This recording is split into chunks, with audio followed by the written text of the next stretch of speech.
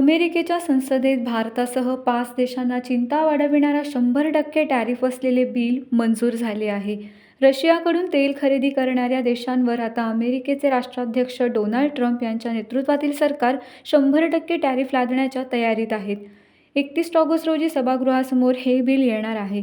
अमेरिकेचे राष्ट्राध्यक्ष Donald Trump यांना याबाबत सर्वाधिकार देण्यात आले आहेत.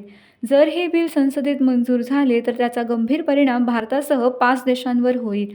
त्याचा परिणाम अनेकदृष्ट्या चिंता वाढविणारा ठरणार आहे.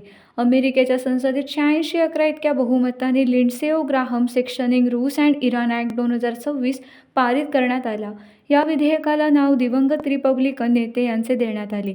बिल आणण्याचा मुख्य उद्देश रशिया आणि इराण या देशांवर आर्थिक दबाव वाढवण्याचा आहे, तसेच त्या देशांवर अंकुश लादायचा आहे, जे देश मॉस्को रशियासोबत मोठ्या प्रमाणात ऊर्जा व्यापार करीत आहेत. हा कायदा अमेरिकेच्या राष्ट्रपतींना त्या देशांकडून आयात होणाऱ्या सामानांवर 100% सीमाशुल्क लावण्याचा अधिकार देतो. यामध्ये रशियाकडून तेल आणि प्राकृतिक गॅस खरेदी करणाऱ्या 5 देशांवर परिणाम होऊ शकतो.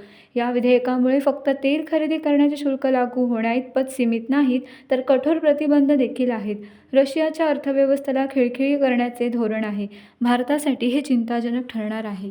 टाइम्स डिजिटलला लाईक करा, शेअर करा, सबस्क्राईब करा आणि बेल आयकॉन दाबायला विसरू नका. Times digital.